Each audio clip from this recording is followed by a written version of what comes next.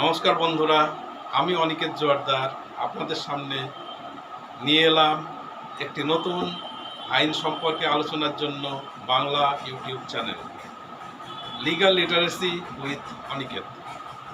Legal literacy mission এটি ভারত সরকারের একটি প্রকল্প।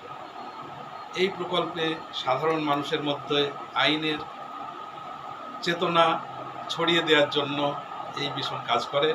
আমরা নামটি এই চ্যানেলের সেই প্রকল্পের থেকে ধার করেছি। আমাদের প্রত্যেকের ধারণা আছে যে আইন মানেই একটা খটোমটো বিষয়, একটা জটিল বিষয়।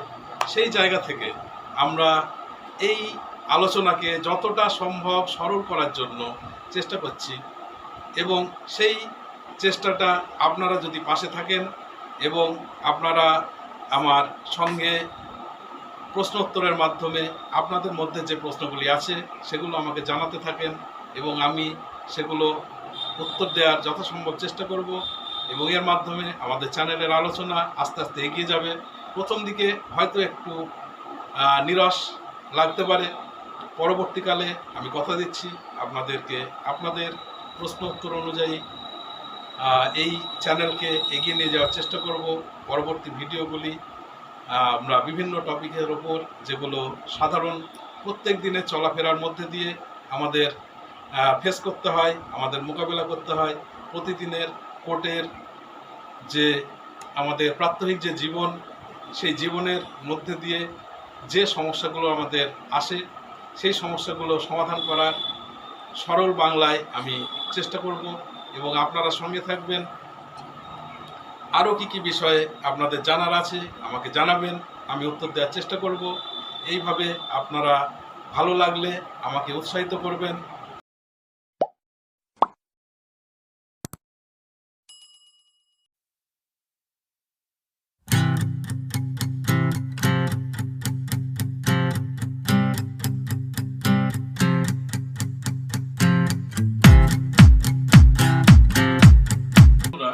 এবার আমরা তাহলে মূল আলোচনার দিকে আস্তে আস্তে এগোতে থাকি। তাহলে বন্ধুরা, এখন আমরা আসি একদম গোড়ার দিক থেকে, যে আইন কি। আইন কথার অর্থ হচ্ছে কিছু নিয়ম যা আমাদের সমাজে মেনে চলতে হয়, যেগুলো মেনে চললে সমাজ সুস্থ থাকে এবং সমাজে অশুভ শক্তির বিনাশ হয়, সেটাই হচ্ছে আইন। এখন আমাদের যদি আমরা লিগ্যাল জুরিসপ্রুডেন্সের কথা ভাবি, তাহলে পণ্ডিতরা বলেছেন যে আইন সাধারণ জ্ঞান ব্যতীত কিচ্ছু নয়। Law is nothing but common sense. কিভাবে? আইন কেন সাধারণ জ্ঞান ব্যতীত কিছু নয়? কারণ আপনার মধ্যে দুটো বিষয় আছে, নিরন্তর দুখানা বিষয় আপনার মনের মধ্যে ক্রিয়া করে, একটা শুভ একটা অশুভ।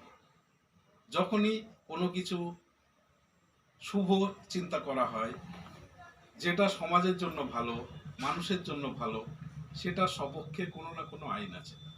যেমন ধরা যাক যে আপনার বাবা বা মাকে খেতে দেওয়া হচ্ছে আপনার কর্তব্য, এবং তাদের দেখাশোনা করা, আপনার ছেলে মেয়েদের দেখাশোনা করা আপনার হচ্ছে কর্তব্য।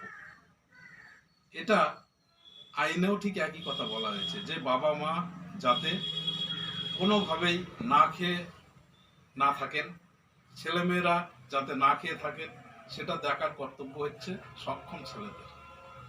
যেটা অশুভ, সেই অশুভের বিপক্ষে একটা আইন আছে, এবং সেটাকে সেই কারণেই শাস্তি দেয়া হয়। এবং শাস্তি কেন দেয়া হয়? মানুষকে সংশোধন করার জন্য। এটা পিউনিটিভ ল, শাস্তির বিধান যেটা, সেখানে পানিশমেন্ট থিওরি আছে। সেটা পরবর্তীকালে পর্যায়ক্রমে আমরা হয়তো আলোচনায় আসব যখন প্রয়োজন হবে। কিন্তু এখন আমরা যে আমাদের মূল আলোচনাকে এগিয়ে নিয়ে যাই, যে প্রথম হচ্ছে আমরা তাহলে বললাম আইন কাকে বলে, এরপরে হচ্ছে আইনি সাক্ষরতা। আমরা এই চ্যানেলের নাম লিগ্যাল লিটারেসি কেন দিলাম?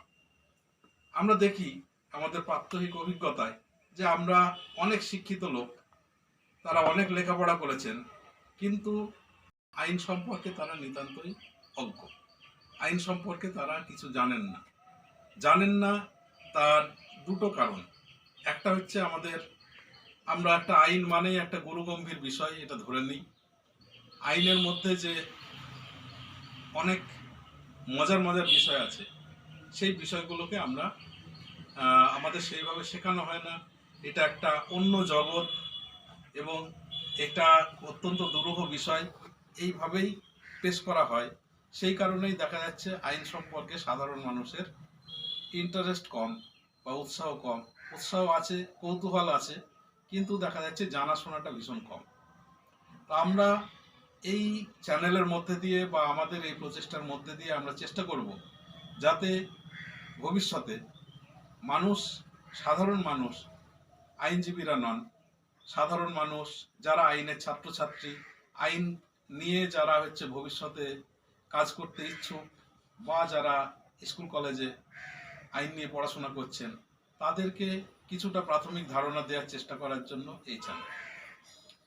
আমরা আস্তে আস্তে একদম গোড়ার জায়গা থেকে ধীরে ধীরে এগোবো, আস্তে আস্তে জটিলতার দিকে। হয়তো জটিলতা আমি চেষ্টা করব সেটাকে যতটা সম্ভব সরলভাবে বাংলায় বলার জন্য। তাতে অনেক সময় দেখা যাবে আমাদের যে পরিভাষা আইনের, সেই পরিভাষাগুলোকে আমি হয়তো সহজ বাংলা করতে গিয়ে সঠিকভাবে একেবারে অ্যাপ্রোপ্রিয়েট যেটাকে বলা হয়, সেই অ্যাপ্রোপ্রিয়েট অর্থ হয়তো হবে না, কিন্তু আপনাদের ধারণাটা পরিষ্কার করার আমরা চেষ্টা করব। এই ক্ষেত্রে আমি চেষ্টা করব যে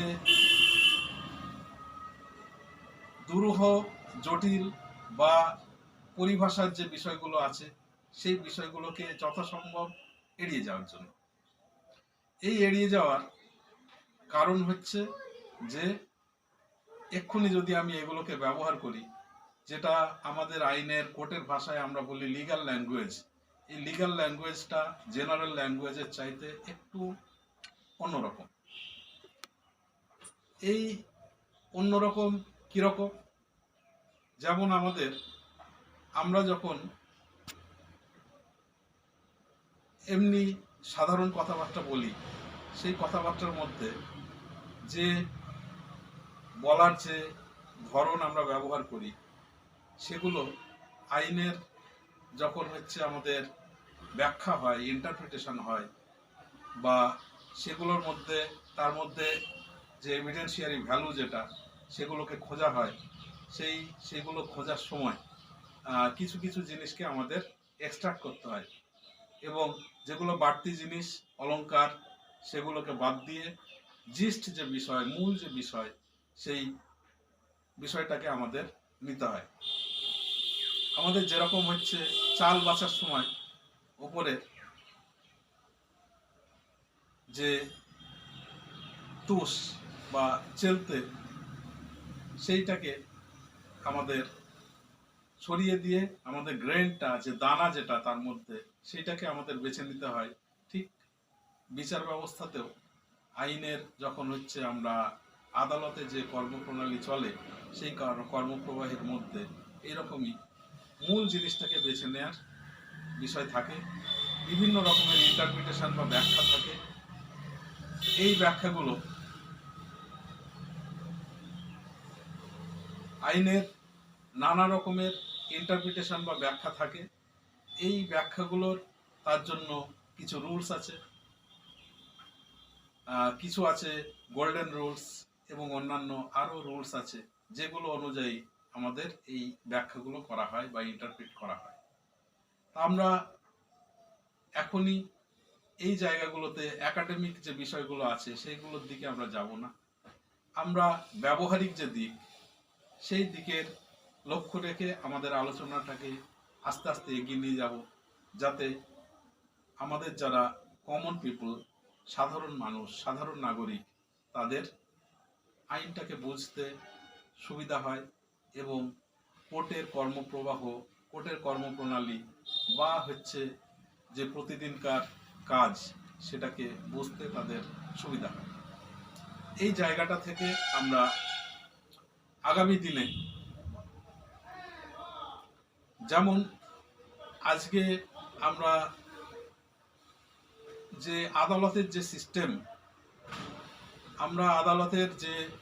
সিস্টেম, আমাদের এখানে চালু আছে, সেই আদালতের যে চালু সিস্টেম যেটা আমরা দেখি, তাতে দুটো পক্ষ থাকে।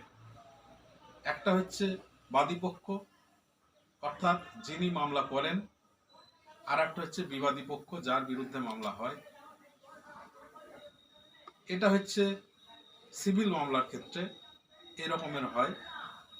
এবং আরেকটা হচ্ছে যে আরেকটা বিষয় ধরে নেওয়া হয়, ভারতের সমস্ত নাগরিক, তাকে রক্ষা করা, তার সম্পত্তি রক্ষা করা, আমাদের যেগুলো ফান্ডামেন্টাল রাইটস আছে, সেই রাইটসগুলোকে রক্ষা করা, এটা হচ্ছে আমাদের দেশের সরকারের কর্তব্য।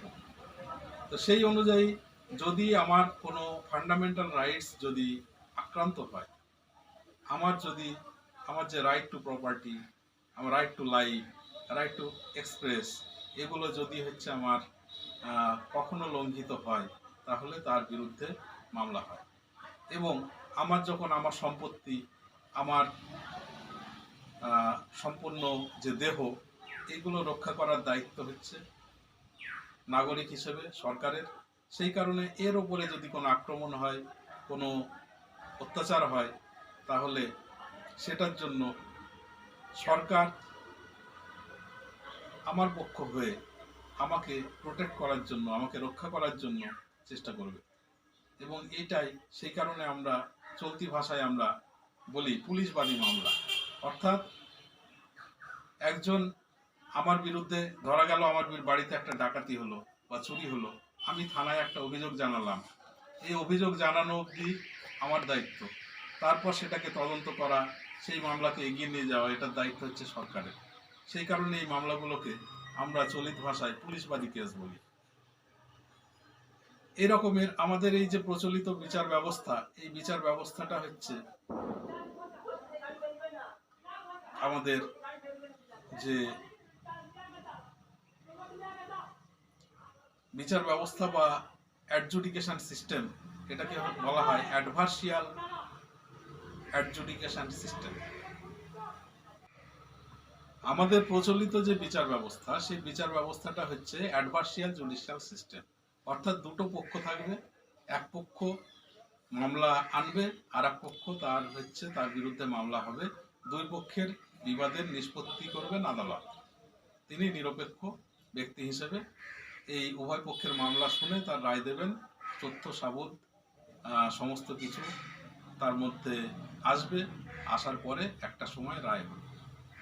এছাড়া এখন ভারতবর্ষে কিছু অল্টারনেটিভ জুডিশিয়াল সিস্টেম তৈরি হয়েছে। অল্টারনেটিভ ডিসপিউট রিড্রেসাল বলা হয়, এডিআর।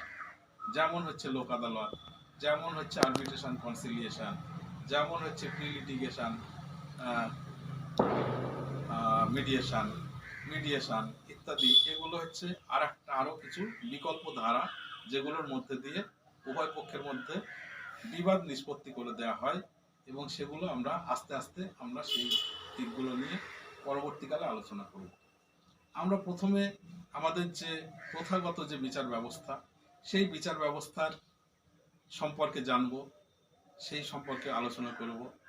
এরপরে আমাদের যে মূল যে আইনগুলো আছে, যেগুলোকে আমাদের আইনের ভাষায় মেজর অ্যাক্টস বলি, সেগুলো নিয়ে আমরা আলোচনায় আসব। তারপরে গুরুত্বপূর্ণ যেসব ফৌজদারি এবং দেওয়ানি যেসব আইনগুলো আছে, যেসব নিয়মগুলো আছে, সেগুলো নিয়ে আমরা একে একে আলোচনায় আসব। এবং এইভাবে আমরা আমাদের আলোচনা এগোতে থাকবে। পাশাপাশি আমাদের যে দৈনন্দিন সমস্যা, যেগুলো নিয়ে আমাদের আপনারা প্রতিদিন প্রতিনিয়ত আপনাদের মোকাবিলা করতে হয়, সেগুলোকে আপনারা আপনাদের প্রশ্নের মাধ্যমে জানাবেন। আমরা আমাদের এই আলোচনার মধ্যে দিয়ে সেগুলোকে আলোচনা করার চেষ্টা করব। এবং সেই আইন কি বলছে, তার পক্ষে বিপক্ষে কোথায় কি আছে, সেগুলো আমরা আলোচনা করব, আলোচনায় আনবো আস্তে আস্তে। আপনারা সেই আলোচনার মধ্যে থাকবেন আপনারা আপনাদের কমেন্ট বক্সে নির্দিষ্টভাবে আপনাদের প্রশ্ন এবং কমেন্ট রাখবেন। এই চ্যানেলটি কেমন লাগছে আপনারা জানাতে থাকবেন এবং আমরাও চেষ্টা করব উত্তরোত্তর এটা শ্রীবৃদ্ধি করার। প্রথম দিকে আমরাও যেহেতু প্রথম, আমাদের টেকনিক্যাল কিছু অসুবিধা হবে, সেগুলো আপনারা মানিয়ে নেবেন। সেই জায়গায় দাঁড়িয়ে আমরা আগামী দিনে চেষ্টা করব সেগুলো আস্তে আস্তে ত্রুটিমুক্ত করার। এবং এই চ্যানেলটা যদি আপনার মনে হয় যে কাজে লাগছে, তাহলে আপনারা শুনবেন, সাবস্ক্রাইব করবেন এবং পরবর্তী ভিডিও পাওয়ার জন্য তাড়াতাড়ি পাশে থাকা বেল আইকনটি সেখানে ক্লিক করবেন। ক্লিক করে আমাকে পাশে থাকার বার্তা দেবেন, আমাকে উৎসাহিত করবেন এবং আস্তে আস্তে আমরা আপনাদের সাথে এই আলোচনা যাতে আরও ভালোভাবে এগিয়ে যেতে পারি, এই চ্যানেলটাকে এগিয়ে নিয়ে যেতে পারি, সেই চেষ্টা আমরা করব। নমস্কার বন্ধুরা, আজকে তাহলে এই পর্যন্তই। আপনাদের অমূল্য সময় নষ্ট করে আমাকে সময় দেওয়ার জন্য, এতক্ষণ ধরে ধৈর্য ধরে শোনার জন্য প্রত্যেককে নমস্কার, অভিনন্দন জানাই। আমরা চেষ্টা করব প্রতি সপ্তাহে একটা করে নতুন ভিডিও আপলোড করার। আপনারা পাশে থাকবেন এবং আপনারা এইভাবেই আমাকে উৎসাহিত করে যাবেন।